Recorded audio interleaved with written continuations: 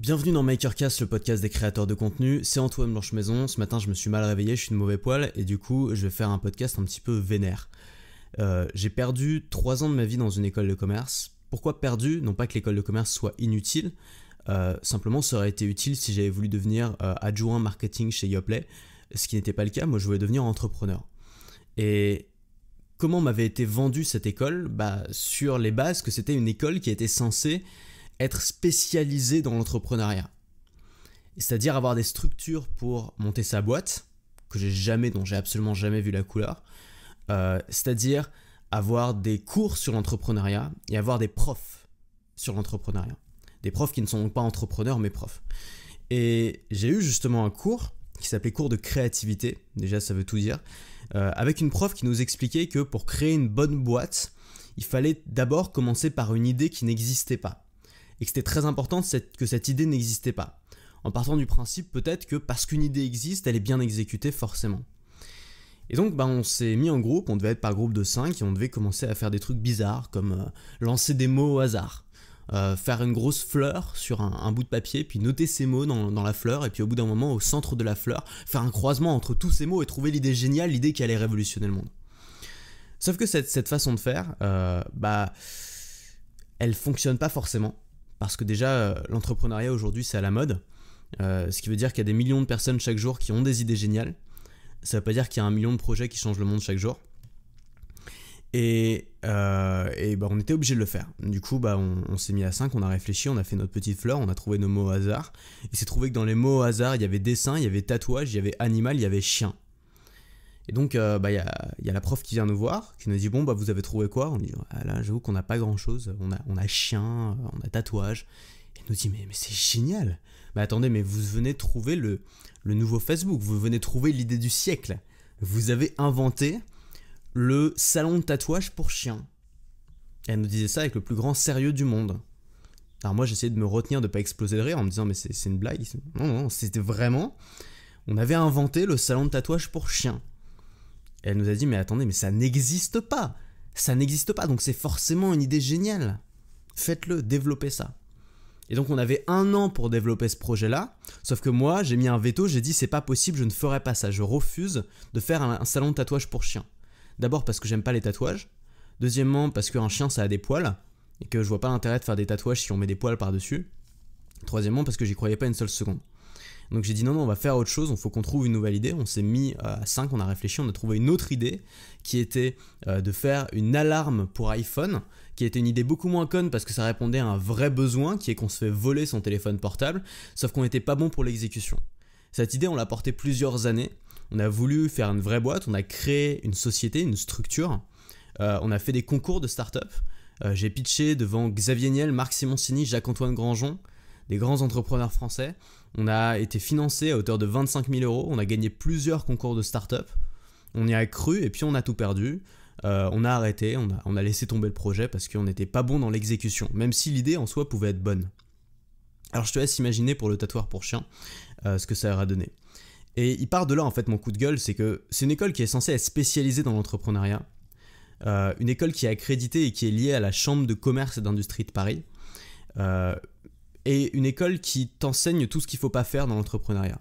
Moi, j'ai appris énormément sur l'entrepreneuriat et le monde des startups par plusieurs canaux. Alors, j'ai absolument rien à l'école de commerce, mais par plusieurs autres canaux. D'abord par mon blog que j'ai créé à cette époque-là. Alors, je sais que ça peut paraître ridicule, mais un blog ou le contenu que tu peux créer aujourd'hui, et c'est ça aussi l'avantage de créer du contenu, c'est que c'est comme une mini-entreprise. C'est-à-dire que tu peux faire des erreurs que tu ferais dans une entreprise, tu auras les mêmes résultats. Tu peux faire des réussites que tu ferais dans une entreprise, tu auras les mêmes résultats. Sauf que c'est à une échelle beaucoup plus faible et que tu vas pas y perdre grand chose parce que tu mets pas d'argent en principe dans ton contenu. Tu peux créer du contenu gratuitement. Donc c'est vraiment génial pour apprendre ça. J'ai appris énormément sur l'entrepreneuriat en créant du contenu et je pense qu'il y a beaucoup de similarités. Et j'ai appris aussi énormément en lisant des bouquins là-dessus, d'entrepreneurs à succès, en suivant des conférences aussi, notamment des conférences de The Family qui m'ont appris énormément de choses sur l'entrepreneuriat à l'heure actuelle, à l'heure des startups. Et le problème en fait de ce qu'on t'apprend dans le domaine un peu mainstream où on te dit voilà les startups c'est cool, bien franco-français de dire les startups c'est cool, il faut en faire une, machin. C'est qu'au lieu de parler de marché, au lieu de parler de business model, au lieu de parler de chiffre d'affaires, on te parle d'idées. Et on te dit, tout est dans l'idée, toute la valeur est dans l'idée. Il faut que ton idée, elle n'existe pas. Sauf que il y a des millions de personnes qui réfléchissent à des idées. S'il y a des idées aujourd'hui qui n'existent pas, c'est probablement pas que personne n'y a pensé, c'est que personne ne l'a fait ou que personne n'a réussi ou que personne n'a réussi à trouver de clients pour acheter cette idée. Si ça n'existe pas, c'est probablement qu'il y a une raison. Alors ça veut pas dire qu'il faut arrêter d'innover, ça veut pas dire qu'il faut pas trouver de nouvelles idées. Ça veut dire qu'il faut se poser peut-être une autre question qui est beaucoup plus simple. C'est aujourd'hui, il y a tellement de choses qui existent déjà. Parmi ces choses-là, qui ont déjà une clientèle, qui ont déjà un marché, qu'est-ce qui est mal foutu? Quelles sont les solutions dans lesquelles les clients ne s'y retrouvent pas? Quelles sont ces choses dans lesquelles les gens se plaignent constamment? Par exemple, tout le monde déteste sa banque. Il y a N26 qui a été créé il y a quelques années, qui est en train de cartonner, c'est une banque allemande de laquelle je suis client, donc tu peux t'abonner en ligne en quelques clics, qui t'envoie une carte bleue que tu peux utiliser dans le monde entier sans frais, qui est gratuite et qui te permet d'avoir ton compte en ligne en instantané. C'est-à-dire que tu fais un virement, le virement est fait à la seconde où tu le fais. Si tu envoies un autre compte, par exemple de banque instantanée comme N26, le virement est fait dans la seconde. Si tu payes, tu reçois une notification instantanément de combien tu as payé et combien il te reste sur ton compte. Si tu pars à l'étranger et que tu veux augmenter ton plafond, tu peux le faire en 5 secondes via l'app. C'est une banque qui résout tous les problèmes qu'ont aujourd'hui les gens. Hier, j'ai passé une demi-heure à essayer de passer un virement à un prestataire. C'était impossible, ça ne fonctionnait pas. J'étais sur Société Générale Pro, c'était techniquement impossible de passer un simple virement. Alors il aurait fallu quoi? Peut-être que j'aille à ma banque, que je parle à mon banquier, que j'essaie de convaincre de me laisser donner mon argent à qui je veux. Bref, j'en sais rien. Mais on parle d'un produit que tout le monde déteste. Quasiment tout le monde déteste sa banque. Je connais personne qui n'est pas chez N26 et qui aime sa banque. Ça n'existe pas, ou presque. Tout le monde déteste son assurance. Tout le monde détestait son fournisseur d'accès à Internet jusqu'à ce qu'il y ait Free qui arrive et qui casse les prix. Tout le monde détestait son fournisseur de mobile, son réseau, jusqu'à ce que Free arrive et qu'il explose les prix et qu'il réajuste la concurrence. Aujourd'hui, je suis au Canada, je suis à Montréal. J'ai entendu des gens qui discutaient dans une file d'attente d'un resto et qui disaient ouais, moi j'ai trouvé un super plan, j'ai 3 gigas de data pour seulement $50, tu vois. Et nous, ça nous a fait marrer, tu vois, parce qu'avec Free, moi j'ai 100 gigas de data pour $20.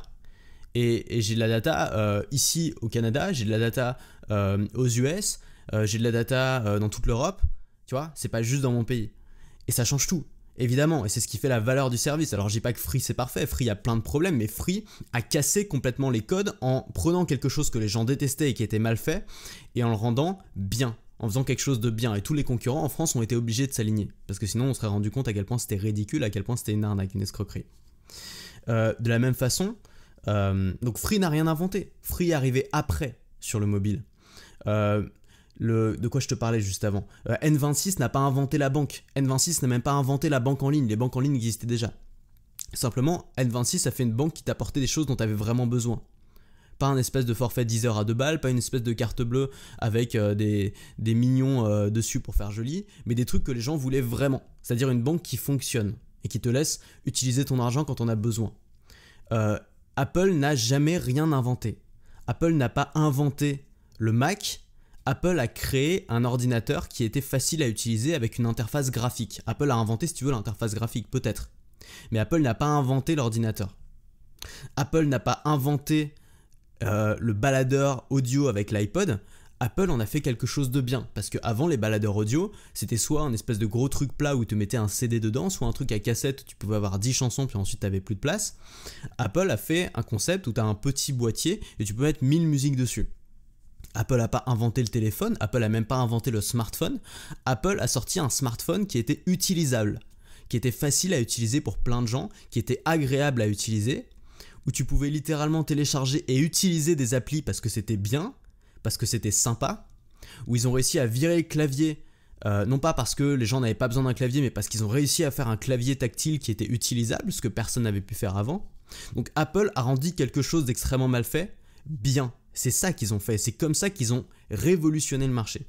Et souvent les plus grandes révolutions ne viennent pas d'une invention, d'une idée géniale, mais viennent souvent de l'amélioration de quelque chose qui est déjà extrêmement populaire, comme l'était le téléphone portable, mais qui est mal foutu, qui est mal fait. Je peux donner un autre exemple beaucoup plus proche de ce qu'on fait nous en tant que créateurs de contenu. Par exemple, moi j'utilisais un service pour envoyer des mails groupés qui s'appelait Aweber. qui était extrêmement désagréable à utiliser. C'est-à-dire quand tu t'envoies un mail, c'est mal foutu. Alors ils sont un peu améliorés avec le temps, au début c'était encore pire, mais c'est mal foutu. C'est une usine à gaz et tu peux pas faire grand-chose en plus avec. À part envoyer des mails, bon t'as vite fait le tour des fonctionnalités. Ensuite il y a ConvertKit qui est sorti. Non, pas ConvertKit. Il y a ActiveCampaign qui est sorti. ActiveCampaign, c'est comme Aweber mais avec plein de fonctionnalités en plus. C'est génial. Sauf que c'est une usine à gaz. Parce que, encore une fois, pour envoyer un simple mail, il faut passer par une sorte de template où tu fais glisser, déposer des modules de texte pour ensuite modifier le texte, modifier la police et tout. Alors que toi, tu veux juste envoyer un mail comme si tu envoyais un mail à un pote. Ça va être aussi simple que ça. Il y a ConvertKit qui est sorti. ConvertKit, c'est un autre gestionnaire de mail qui cette fois est fait pour les blogueurs, qui est un truc beaucoup plus simple, qui te permet d'envoyer un mail aussi facilement que t'enverrais un mail depuis ta boîte mail. Mais par contre, il n'avait pas toutes les fonctions d'automatisation qu'avait ActiveCampaign. Et puis, tu as Drip qui est sorti. Drip, j'ai découvert il y a peu de temps, je me suis mis dessus, c'est génial. Drip, ça te permet non seulement d'avoir toutes les fonctionnalités d'optimisation qu'ont ActiveCampaign, donc beaucoup plus avancé qu'Aweber, et ce que ConvertKit n'a pas, mais Drip a conservé l'aspect extrêmement simple à utiliser pour envoyer un mail. C'est-à-dire que tu envoies un mail aussi rapidement quasiment sur Drip que tu le ferais depuis ta boîte mail. Et c'est ça moi que je cherchais. C'est un truc qui était à la fois puissant mais en même temps agréable et simple à utiliser. Parce que si tu peux avoir le meilleur outil de mailing du monde, si tu détestes envoyer un mail parce que c'est un process pas possible, ça sert à rien. Il vaut avoir un truc de mailing tout simple qui au moins que tu as envie d'utiliser au moins et que tu vas utiliser. De la même manière, Slack, je ne sais pas si tu connais Slack, c'est un outil qui a révolutionné la communication en entreprise. Alors en France, on l'utilise peut-être encore peu, mais aux États-Unis, beaucoup de grandes boîtes maintenant l'utilisent. Le but de Slack, c'est de remplacer le mail. Parce qu'aujourd'hui, c'est un peu absurde quand tu as ton collègue qui est à deux bureaux de toi, d'attendre 5 minutes pour lui envoyer une pièce jointe par mail, qu'ensuite il va recevoir et ensuite il va manquer un truc, donc du coup il va te renvoyer un mail pour lui demander autre chose. Aujourd'hui, tout fonctionne par chat et Slack a réussi à incorporer le chat, et l'a fait bien, pour remplacer le mail dans les entreprises. Slack n'a pas inventé le chat, Slack n'a pas inventé la communication moderne, tu vois, Slack n'a rien inventé, Slack a adapté quelque chose pour rendre quelque chose qui est mal fait en quelque chose qui est bien fait, quelque chose qui est agréable à utiliser. Encore, c'est une nouvelle, alors une app qui n'est pas si nouvelle que ça, mais qui a su renouveler ses fonctions. Encore, c'est une app qui est un peu le Snapchat de l'audio, c'est-à-dire que tu envoies des petits audios facilement en quelques clics. Mais Encore vient de sortir une solution qui est beaucoup plus intéressante que ça. C'est la possibilité d'enregistrer très facilement dans l'application des petits bouts audio, d'ajouter des petites musiques, d'ajouter des interludes, d'ajouter des jingles, même d'enregistrer des conversations téléphoniques et ensuite en un clic d'en faire un podcast et de l'envoyer sur toutes les plateformes de podcast. Alors pour l'instant c'est juste sur iTunes et sur Google Play, mais ils vont ensuite prendre en charge plus de plateformes. C'est-à-dire que pour la première fois, tu as un service qui te permet en un clic d'envoyer, donc directement même via ton téléphone, de tout faire via ton téléphone et en un clic de soumettre le flux à Apple Podcast et à Google Play sans avoir à t'inscrire par toi-même, sans avoir à faire les démarches par toi-même. C'est une petite révolution dans ce monde-là. Pourquoi ? Parce qu'avant c'était juste chiant à faire. Et même aujourd'hui, les plateformes pour héberger ces podcasts, il n'y en a aucune qui est bien. J'ai passé des jours et des jours à chercher vraiment quelque chose de bien. D'un côté, tu as Libsyn qui te permet de tout faire, qui est super complet mais qui est une horreur à utiliser. C'est une totale usine à gaz, c'est dégueulasse, clairement. Et de l'autre côté, tu as SoundCloud qui est très simple à utiliser, très facile, très joli, mais qui a aucune fonction. C'est-à-dire que tu peux pas, par exemple, même pas programmer ton podcast. Donc c'est impossible de l'utiliser sur le long terme. Peut-être qu'Encore va changer ça, j'en sais rien. Et pour prendre un truc encore plus proche, moi par exemple, ce que j'essaye de faire dans mon contenu, c'est vraiment de me focaliser sur la création de contenu et de pouvoir donner des vrais conseils là-dedans. Parce que avant, il y avait pas mal de gens qui faisaient ça en France, et quasiment tous ces mecs-là qui faisaient du bon contenu pour aider les gens à créer du bon contenu, c'est utile, tous ces mecs-là sont transformés en vendeurs d'argent. La grande majorité, peut-être 80 ou 90%. Quand je retourne voir un peu aujourd'hui ce qu'ils font, c'est gagner 2000 € en payant 1000 € pour ma formation. Et j'ai pas envie de devenir comme ça. Moi, mon but, c'est pas d'attirer les gens qui ont envie seulement de gagner de l'argent à tout prix, parce que ces gens-là, ils vont peut-être gagner un peu d'argent à court terme, mais ils vont rarement faire quelque chose de vraiment meaningful, de vraiment significatif sur le long terme. Moi, mon but, c'est d'avoir des gens qui sont vraiment passionnés par la création de contenu et qui ont vraiment envie de devenir des game changers, de changer quelque chose, de devenir des créateurs de contenu dont on va se souvenir. Peut-être dans 10 ans, peut-être dans 20 ans, peut-être même après leur mort. Et si j'arrive à accompagner des gens qui vont être des gens qui vont être extrêmement bons dans ce qu'ils vont faire, je serais vraiment fier de ça et c'est ça mon objectif premier. Et je pense que c'est quelque chose que tu peux aussi appliquer à ton échelle, pas forcément dans ta boîte, pas forcément pour ambition de créer une startup, mais dans ta création de contenu. C'est-à-dire, au lieu de trouver une idée géniale qui n'existe pas et peut-être même qui concerne personne, ce qui serait dommage, trouver une thématique ou un domaine ou quelque chose qui est déjà assez populaire, où il y a déjà pas mal de gens qui en parlent, où il y a déjà une audience bien établie, mais où il n'y a personne qui se démarque vraiment, où il n'y a personne qui fait vraiment du bon contenu, où il n'y a personne qui a pris le leadership de cette thématique. Et te dire, c'est moi qui vais prendre le leadership de cette thématique parce que je vais faire les choses bien. Au lieu de suivre simplement une mode ou une tendance, tu vas dire ok, je vais choisir ça parce que c'est un domaine auquel je crois, parce que c'est un domaine qui a de l'avenir, parce que c'est un domaine dans lequel moi je suis bon, dans lequel j'ai vraiment envie de devenir un spécialiste. Et dans ce domaine-là, je vais devenir le meilleur. Je vais devenir le spécialiste de ce domaine. Je vais devenir le leader que tous les autres vont suivre dans ce domaine-là. Parce que c'est lui qui va poser les codes. On a parlé dans le dernier podcast du fait de ne pas être un suiveur, d'être un leader. Je t'invite à aller le réécouter. C'est super important. Mais c'est ce qui fait vraiment la différence dans le monde de la création de contenu. Donc c'était juste le message de ce podcast. Avant de créer ce qui n'existe pas, avant d'essayer de trouver la nouvelle idée géniale, la nouvelle tendance de demain, commence par regarder ce qui existe et ce qui ne satisfait pas les gens. Et parfois ça part de toi-même. Il y a peut-être des outils que tu utilises où tu dis mais c'est pas possible, ça a été codé avec les pieds. Il y a peut-être des contenus que tu suis où tu dis mais c'est pas possible, il n'y a pas un mec dans cette thématique qui fait du contenu intéressant. Et peut-être que cette place-là, tu peux la prendre. Voilà, donc dans ce podcast j'étais un petit peu sec. J'ai pas envie de me mettre de filtre, donc si j'ai pu mettre des gens en désaccord, ça sert à rien de m'envoyer des insultes sur Twitter. Ne prenez pas personnellement. J'ai juste envie de dire les choses sans filtre. Parfois mes mots dépassent un petit peu ma pensée, mais c'est pas grave. L'idée c'est de faire passer des idées qui soient radicales, parce que je suis convaincu que plus une idée est radicale, plus on peut la recevoir et plus on va la retenir. C'est pour ça que j'essaie d'être particulièrement radical dans ce que je dis, même si évidemment il y a des cas particuliers et ça s'applique pas à tout le monde. Et je voudrais terminer par une très belle citation de Mark Twain. N'essayez jamais d'apprendre à chanter à un cochon, vous allez perdre votre temps et ennuyer le cochon. À demain.